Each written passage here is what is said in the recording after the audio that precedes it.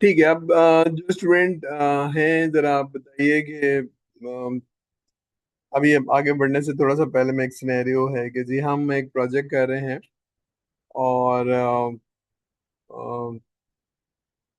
उसमें ऐसा है कि जनाब अ, जिन लोगों को हम रिक्वायरमेंट ले रहे हैं वो हमसे इंगेज नहीं हो रहे। और उनका ये ख्याल है कि आपको हमारी नॉलेज वॉलेज नहीं है, पता वता कुछ नहीं है, क्योंकि आपने टेक्नोलॉजी पढ़ी हुई है और हम तो बैंकिंग का काम करते हैं, तो आपको पता तो है नहीं बैंकिंग का, तो आपको मैं क्या बताऊंगा। तो वो इंगेज नहीं हो पा रहे हैं आपके प्रोजेक्ट पे। तो ऐसा पॉसिबल है तो बताइए क्या करेंगे आप as project manager. What will you do? Scenario समझ में आ रहा है स्टूडेंट्स? सिनेरियो समझ में आ रहा है सर ने जो बताया? आप एक प्रोजेक्ट पे गए रिक्वायरमेंट लेने और फिर रिक्वायरमेंट लेके डेवलपमेंट और सब कुछ करेंगे, लेकिन वो प्रोजेक्ट आप गए हैं तो उसने सवाल पूछा है ब्रांच बैंकिंग, कॉर्पोरेट बैंकिंग, और आपको थोड़ी सी मुश्किल हुई है उसमें, तो वो कह रहा है भाई ये कौन से लोग भेज दिए हैं, इनसे तो मैं नहीं बैठ सकता, इनको क्या मैं बैंकिंग सिखाऊंगा?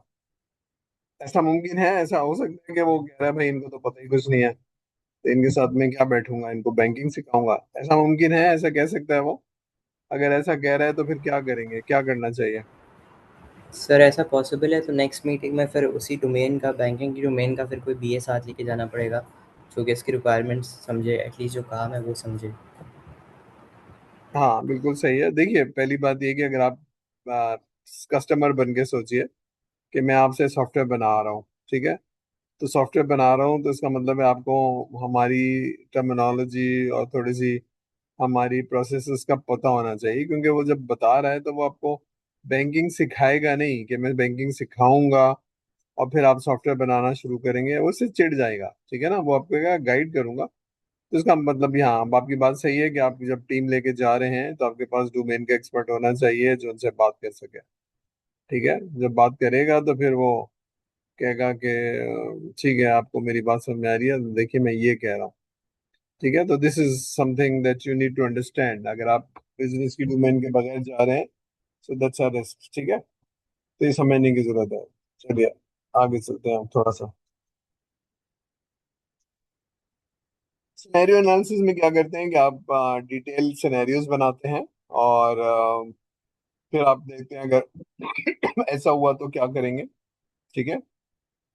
तो आप क्या करते हैं, अगर ये वाला सिनेरियो है तो क्या करेंगे, और अगर ये वाला सिनेरियो है तो क्या करेंगे, उन सिनेरियो को आप डिस्कस करते हैं क्योंकि उनका इम्पैक्ट बहुत हाई होता है। ठीक है? ठीक है। तो अभी मेरे जहन में कोई एग्जांपल नहीं आ रही, लेकिन बार will discuss that. For example क्या था हमारे पास, हम एक टीम,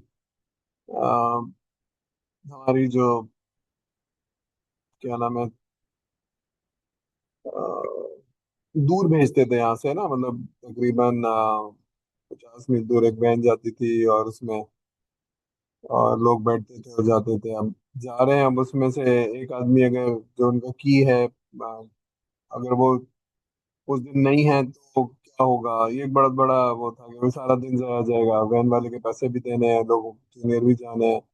पोर्ट कासिम अथॉरिटी जाया करते थे कराची से ना, तो वो अच्छा सा दूर था, लोग अपनी, तो ये सारी चीजें थी।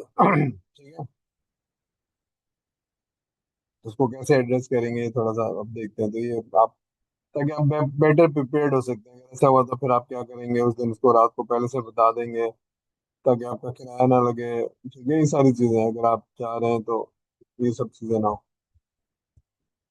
ठीक है? अब आप एनालिसिस करेंगे उसकी पॉसिबिलिटी क्या है, उसके इम्पैक्ट क्या है। तो अब ये देखते हैं, रिस्क एक्सपोजर देखते हैं। अब रिस्क एक्सपोजर में कितने परसेंट चांस है और उसका इम्पैक्ट कितना है। तो जो ज्यादा इम्पैक्ट वाले होते हैं, जिनकी ज्यादा पॉसिबिलिटी होती है, वो हाई प्रायोरिटी होते हैं, उनको आप पहले करते हैं। ठीक है ना?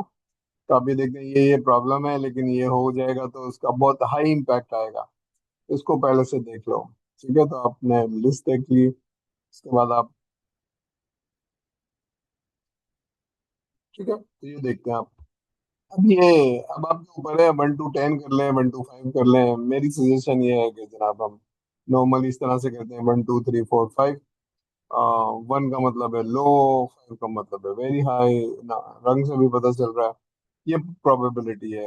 ये 50% है, ये 50% से कम है, ये फॉर एग्जाम्पल 20% है, ये बहुत ज्यादा हाई है, 80% पॉसिबिलिटी है। इम्पैक्ट क्या है? इम्पैक्ट बहुत ही निग्लिजिबल है, या मॉडरेट है, या बहुत ही खराब है। तो आप इस तरह से स्केल बना लेते हैं और फिर उसको मल्टीप्लाई कर लेते हैं। मैं आगे चलता हूँ। ये है फॉर एग्जाम्पल, ये दो रिस्क है, ये रिस्क है, ये रिस्क है, ये इसकी प्रोबेबिलिटी है, ये उसका इम्पैक्ट है। ठीक है, तो जो हाई नंबर का है उसको हम पहले से देखेंगे, उसके बाद बाद में देखेंगे। तो क्या है कि developer, we know that developer is reliable but has young kids in the day care. तो क्या हो सकता है जनाब? डेवलपर जो है वो बीमार हो सकता है। हाँ जी, बीमार हो सकता है। तो उसका बहुत बड़ा मेजर इम्पैक्ट है, तो इसको देख लो। उसकी या तो बच्चों को हेल्थ केयर में, मतलब जो भी है इसका मेडिकेशन। ठीक है, तो ये आप देखते हैं, तो ये पॉसिबिलिटी है। हाँ जी, ये पॉसिबिलिटी है। तो इसको जरा एड्रेस करो, देखो। ठीक है। Application store is known for unpredictable delay. हाँ जी, ये है। तो डिले क्या होगा? ये मॉडरेट होगा, तो इम्पैक्ट है लेकिन जरा इससे कम है। This is the high priority. ये भी है हाई प्रायोरिटी। ठीक है। अब इसकी मिटिगेशन की कुछ स्ट्रेटेजी है कि आप ये कर सकते हैं, ये कर सकते हैं। ठीक है। तो मिटिगेशन में ये तीन चीजें हैं। या तो आप कहते हैं ये आदमी जो जाने वाला था मैं इसको तनख्वाह देके बढ़ा देता हूँ, तो अवॉइड कर दिया मैंने। या फिर ये मशीन खराब हो सकती है, लैपटॉप छीन सकता है। हम किसी जमाने में, हम जहाँ से लियारी से गुजरते थे तो वहाँ बड़ा चांस होता था लैपटॉप छिन जाएगा, तो हमने क्या किया था, सारे लैपटॉप इंश्योर कराए हुए थे। ठीक है। और हम निकलने से पहले डेटा ट्रांसफर कर लेते थे, अगर छिन जाए तो हमारे पास डेटा हो वापस आके। तो ये है, ट्रांसफर कर लिया। या फिर आप कंट्रोल करते हैं। ठीक है, आप कहते हैं इसको ऐसे नहीं ऐसे कर लो, इसको ऐसे नहीं ऐसे कर लो। तो तीन तरीके हैं: अवॉइड करना, ट्रांसफर करना, और कंट्रोल करना। ठीक है। अब मैं थोड़ा सा आगे जा रहा हूँ। मैं ये सब पढ़ाने से पहले एक केस स्टडी कर लेते हैं, ताकि आपको समझ में आए कि ये कोई थ्योरी नहीं है। ये है, देखिए, प्रोजेक्ट के एक प्रोजेक्ट मैं कर रहा हूँ कस्टमर रिलेशनशिप मैनेजमेंट का। और ये टीमें हैं, तो इनकी अंडरस्टैंडिंग प्रोजेक्ट की कुछ और है, इनकी रिक्वायरमेंट कुछ और है, कॉन्फ्लिक्टिंग प्रायोरिटीज हैं। ठीक है, ये है मसला। तो ये है चैलेंज। क्या चैलेंज है कि डिफरेंट लोग डिफरेंट कह रहे हैं, ये हमें पहले ये करके दो, वो कह रहा है हमें पहले करके दो। तो दीज आर ऑल कॉन्फ्लिक्ट्स। ठीक है, तो प्रोजेक्ट पे हो सकता है, हाँ बिल्कुल हो सकता है, वो कह रहा है। तो अब ये है सवाल: how would you manage those conflicting priorities? सवाल समझ में आ रहा है? पढ़ लीजिए, अच्छी तरह से देख लीजिए। एक सीआरएम बना रहा हूँ मैं, और मेरे पास मार्केटिंग टीम भी है, मेरे पास सेल्स की टीम है, कस्टमर सपोर्ट टीम है, एग्जीक्यूटिव लीडरशिप है, ये सारे हैं। ठीक है। तो सॉरी। ठीक है। इनका एम्फेसाइज है कि भाई कॉस्ट को कंट्रोल करो। इनका, खैर ये तो सपोर्ट वाले लोग हैं, लेकिन बहरहाल ये कह रहे हैं कि नीड टू रोबस्ट टिकिंग और सारा टिकटिंग एंड इशू रेजोल्यूशन। जब भी कोई मसला है तो आदमी इस पे जाके टिकट जनरेट कर, मतलब आइडेंटिफाई करता है। तो टिकट का नंबर होता है कि जनाब, जैसे होता है ना बिजली का बिल, वो और कंप्लेन करते हैं तो वो नंबर देता है। तो ये वही चीज़ है, नंबर देता है। ठीक है, मार्केटिंग टीम ये कह रही है, लेकिन सेल्स की टीम क्या कह रही है कि जनाब सेल्स पाइपलाइन को मैनेज करें। तो क्या करेंगे जनाब? कोई बताएगा सर को, मशवरा देगा सर, ये करेंगे। प्रॉब्लम समझ में आ रही है? प्रॉब्लम समझ में आ रही है? Yes sir. हाँ, जरा सोच के बताइए क्या करेंगे। एक सर तरीका एक तो ये मीटिंग है। जी बोलिए, बोलिए, सर एक बोलिए। मीटिंग कंडक्ट कर सकते हैं जिससे हम ये प्रायोरिटाइज़ करें कि कौन सी चीज़ें हमारे ऐप को ज़्यादा सक्सेसफुल बनाएगी। सो फॉर एग्जांपल अगर तो एडवांस एनालिटिक्स है जो कि हमारे ऐप को सक्सेसफुल बना सकती है, तो वील प्रायोरिटाइज दैट। इस तरीके से हम उनको समझा सकते हैं। हाँ बिल्कुल सही है। देखिए अप्रोच क्या होगी, आपकी बात सही है कि पहले तो मीटिंग कर लेंगे, सबको बुला लेंगे। लेकिन बुला तो लेंगे, लेकिन अगर आपकी जितनी नॉलेज अच्छी होगी उतना आप कन्विंस कर पाएंगे कि देखिए ये कर ले, पहले कर लेते हैं। सेल्स और marketing should be high priority, क्योंकि इन लोगों ने प्रोडक्ट बेचनी है। सपोर्ट सबसे आखिर में होगी। और ये सब करके हमें कॉस्ट बचानी है। तो लॉन्च कर रहे हैं तो लॉन्च करने के लिए ये चीजें होनी चाहिए, तभी सारी चीजें मैं इधर आगे चल के आपको दिखाता हूँ। देखिए ये होना चाहिए। पहले तो लोगों की पर्सनालिटी समझ लें, इन्फ्लुएंस समझ लें। तो नॉर्मली होता क्या है, हमने पढ़ा है कि जिन लोगों का इन्फ्लुएंस ज्यादा होता है, जिन्होंने बुलाया होता है, जो आपको फाइनेंस कर रहे होते हैं, उनकी बात ज्यादा हाई प्रायोरिटी होती है। ठीक है, ये आपको पता होना चाहिए। फिर प्रायोरिटाइजेशन में क्या चीज करेंगे कि कौन सी चीज जरूरी है, यानी कौन सी, जिसको कहते हैं ना Moscow, must have, good to have and does not need to have. तो फिर अगर आपकी डोमेन की नॉलेज, आप कहते हैं भाई सेल्स की टीम है ना, सेल बनवा रही है, तो पहले ये सारी चीजें डालो। फिर उसमें गलतियां आएंगी तो हम सपोर्ट वालों के पास जाएंगे। और ये दोनों चीजें जो है साइमल्टेनियसली कर तो रहे हैं, लेकिन इससे क्या होगा, कॉस्ट बचनी चाहिए। ठीक है। तो ये डोमेन की नॉलेज होगी तो आप प्रायोरिटाइजेशन में हेल्प कर पाएंगे। अच्छा देखिए, एक इम्पॉर्टेंट बात यह है कि आप उसको फैसिलिटेट करते हैं, यानी उसको समझाते हैं। डिसीजन उसी का होता है। आप ये नहीं कहते कि मेरा डिसीजन है, मैंने ऐसा करना है। वो कहता है भाई देखिए, मेरे ख्याल में ये चीज ज्यादा बेहतर है, आप लोग देख लीजिए, आप लोग डिसाइड करिए। मैं तो सिर्फ समझा रहा हूँ कि आपको ऐसे चलना चाहिए। तो क्योंकि आपने सॉफ्टवेयर बनाए हुए होते हैं, आपकी डोमेन की नॉलेज अच्छी होती है, तो आप कहते हैं मेरा ये ख्याल है। और ये आपकी एक सजेशन होती है, डिसीजन आपका नहीं होता। डिसीजन ऑर्गेनाइजेशन का होता है। ठीक है यहाँ तक।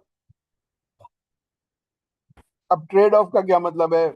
ट्रेड ऑफ में क्या करते हैं, अगर हम कहते हैं अगर ये फिलहाल ना डालें तो बाद में डाल दें, तो ये है कि आप एनालिसिस करते हैं और कहते हैं भाई अभी हमारे पास वक्त नहीं है, हमारे पास लिमिटेड रिसोर्स है, तो अभी पहले जो है ना, सबसे पहले कौन सी चाहिए, वो 15 रिक्वायरमेंट आप बता दें। तो 15 बता देंगे। बाकी भी इंपॉर्टेंट है, हाँ है, लेकिन ये 15 दिन के बाद आपको मिलेगी।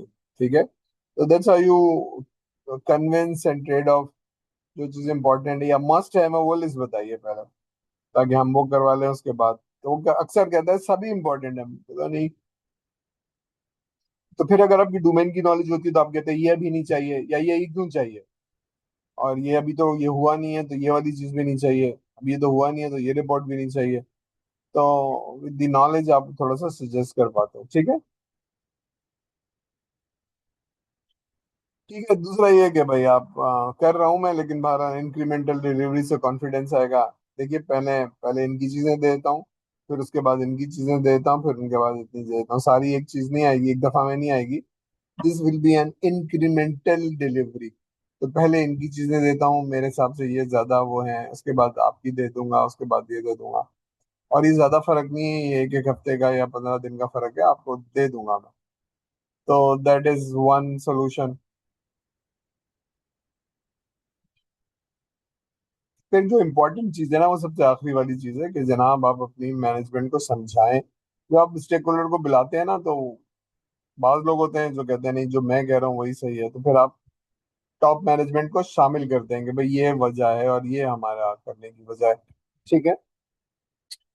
चलिए, तो अभी एक एक्सरसाइज है, दूसरी एक्सरसाइज हम नहीं करते हैं अभी तक। क्या समझ में आया कुछ, कॉन्सेप्ट समझ में आया कि जनाब, सॉरी, प्रोजेक्ट हम कर रहे हैं तो देयर कैन बी,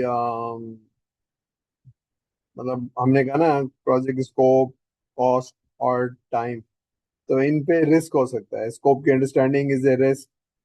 और अगर ये रिस्क है तो जो भी आपने टाइम और कॉस्ट दिया है वो। फिर आपकी टीम की परफॉर्मेंस इज ए रिस्क। तो उसको देखने की जरूरत है कि अगर वो कोई आदमी परफॉर्म नहीं कर रहा। इसी तरह कस्टमर का बिहेवियर, कस्टमर की involvement is a risk. Technology is a risk. पैसा दे रहे हैं लेकिन वो तो कह रहे हैं इतने ही पैसे हैं, तो फिर प्रोजेक्ट शुरू क्यों किया। अभी सारे रिस्क हैं। ठीक है। तो प्रोजेक्ट की प्लानिंग में ये जो बहुत ही प्रोमिनेंट किस्म के रिस्क हैं, उनको आपको एड्रेस करना पड़ता है। ठीक है। तो अभी तक क्या चीज समझ में आ गई डियर स्टूडेंट्स, और क्या चीज मुश्किल लग रही है कि ये समझ में नहीं आ रही? कोई ऐसी चीज है जो भी मुश्किल लग रही है? No sir. No sir. चलिए इसको यहीं तक रखते हैं, और फिर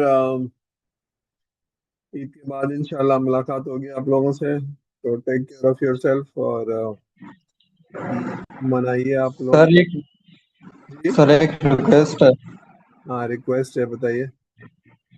सर वो मेरी अटेंडेंस पार कर दीजिए, इंटरनेट का इशू था, आपने शायद नहीं लगाई मेरी। हाँ, ये अब बातें बोल रहा हूँ, मुझे तो शक्ल नजर नहीं आ रही, नाम तो बताऊंगा ना सर, मैं कौन बोल रहा हूँ। मोहम्मद फरीद सर, हाँ। मोहम्मद फरीदुद्दीन। हाँ बस सही है, फरीदुद्दीन मेरा नाम है, मेरी अटेंडेंस रह गई बस। ठीक है, ठीक है, लगा रहा हूँ। सर मेरी भी अब्दुल गफूर सर। अच्छा, ठीक है, होल्ड ऑन, मुझे खोलने दो। मोहम्मद, ये पीछे से अब नॉइस आ रही है, इसको जरा आप थोड़ी देर। फरीदुद्दीन नजर आ रही है आपको? फरीदुद्दीन आपकी लगी, और दूसरा कौन है? Sir Abdul Gafoor sir.